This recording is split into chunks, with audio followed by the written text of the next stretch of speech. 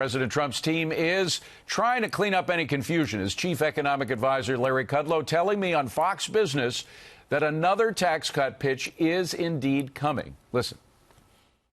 We are developing, again, tax cuts 2.0. We're touching base with all the key people in the administration. But, Larry, it seems that the president took 2.0 off the table yesterday.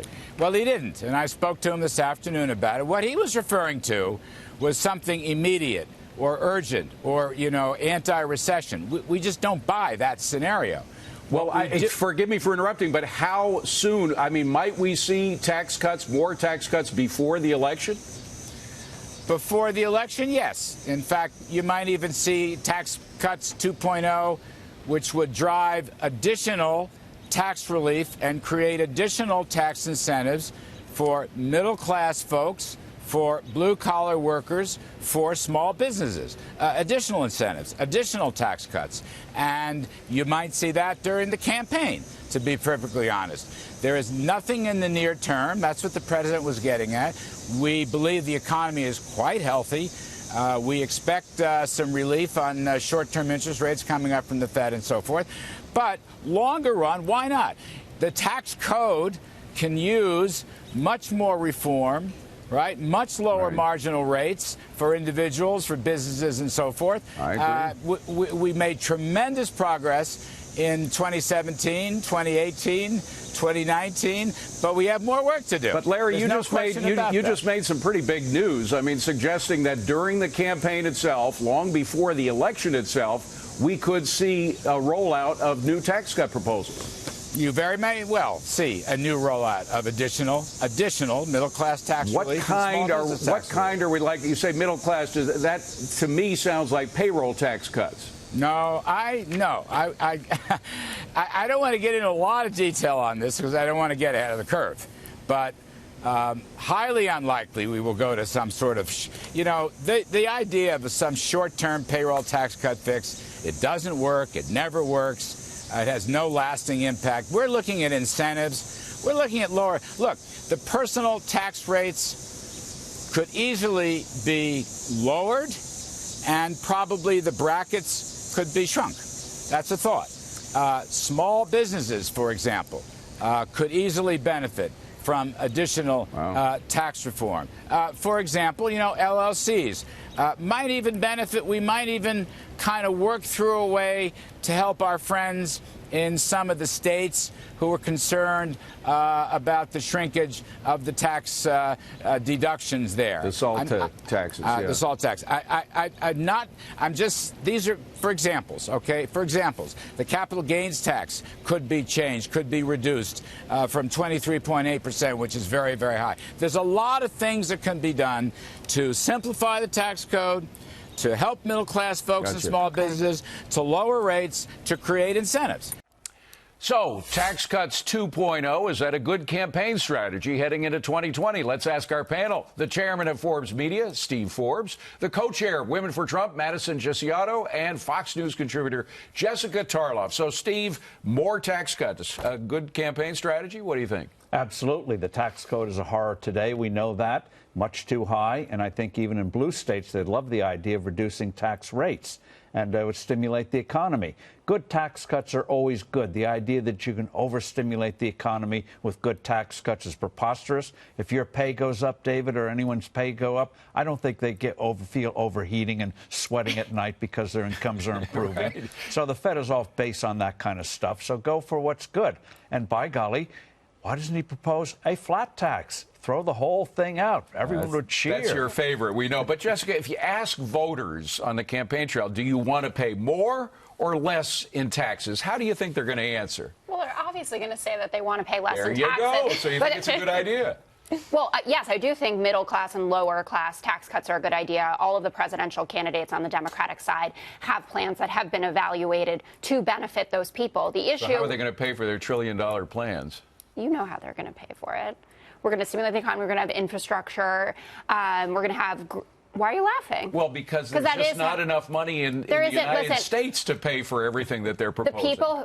on the Republican side, the tax cuts have benefited the people they were not supposed to benefit, or what they purported to not benefit. You got corporate payouts. You're looking at me perplexed, but it's true. The Congressional Research Service. It's actually not true. It is. Well, and here's the New York Times. Hold on a second. With a trade war. Madison, let's be clear about this. This is a New York Times headline. They're not Trump fans. Face it, you probably got a tax cut. They quote the Tax Policy Center, which is associated with liberal organizations, saying that 65% of taxpayers got a tax cut. Only 6% of taxpayers actually paid more in their taxes. But that's a problem for Republicans, because they did not message that well in 2018, did they? Well, I mean, and a lot of media didn't want to report the real facts about the Tax Cuts and Jobs Act and the results that it ultimately had. But what about Republicans' duty to report if they wanted to be reelected, which a lot of them weren't, as a result of not reporting that correctly in 2018? Well, that's on them. But the president's out there. He's pushing the real facts about what happened and the people that have benefited all the way from the bottom to the top. People benefited from the Tax Cuts and Jobs Act. We saw the child care tax credit double. That really affected positively families across this country, families where I come from in Ohio that are middle-class families. That $2,000, that goes a long way. On top of that, they saw, less taxes overall paid, even if you don't have children. I mean, as you say, the majority of people paid less taxes. And of course, just in the first year of the president's administration, 600,000 women were lifted out of poverty. We saw people come off of food stamps. I mean, it's a great time to be in America. But again, Steve, the messaging from Republicans on the tax cuts, I think, has been terrible. They have not focused on the facts, which even the New York Times can't avoid. Yeah, the Republicans are their own worst enemy on that, and that's why we lost seats in New Jersey. That's why we lost seats in New York and Southern California, not to mention a little election fraud on the side, but another what subject election for another fraud time. are you talking about? Another time. The fact that in terms of canvassing for absentee ballots, that's a rife. Let's not get too into the weeds. But anyway, bottom line is they got to say, you earned it, you should keep it. And when we reduce the burden on people, you not only keep more, but you earn more. All right. Let me switch gears a little bit for you, Jessica, on the recession talk, because there's been a lot of recession talk, not just by Democrats, but in the media itself, also by people on Wall Street that are concerned about. You saw the market drop yesterday. Right. Most of that was China concerns, but a lot of it was this underlying concern about how that might affect the overall economy. How is that going to be played out on the campaign trail by Democrats? Well, I think it's going to be played out that obviously no one wants a recession. This isn't a bunch of candidates running around talking like Bill Maher is talking, but this is a very real possibility. What the president did yesterday on his Twitter account, basically moving us closer and closer to a recession via tweet, is extremely dangerous and threatens, frankly, to undo the progress that everyone is purporting. Even though Chuck Schumer supports everything he says about China. Actually, he supports what he says about China. He doesn't support a trade war and lying to the American people about who is paying for these tariffs. That's what I wanted to say about the tax. But if he supports everything he says on China, doesn't he support the policy? No, he doesn't support the policy. You can accomplish a goal with a different policy route. There are things that Democrats would do if they were in power to challenge China that aren't going to end us up with, 25, 30, whatever his latest tweet says, taxes. Tariff taxes on goods. But Madison, Jessica mentioned Bill Maher, who actually said he wants a recession in order to get rid of Trump. That's what his goal is.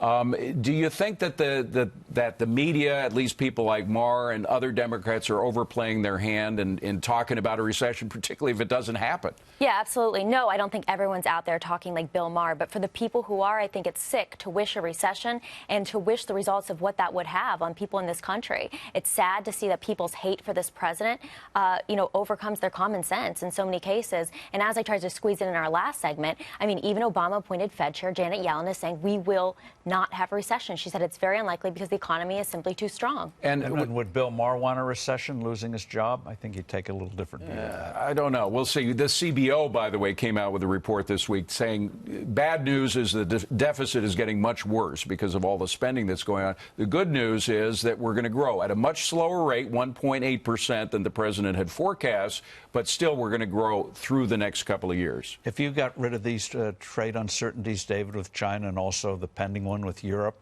you not only see the market go up 5,000 points, you'd start to see growth resume the old path.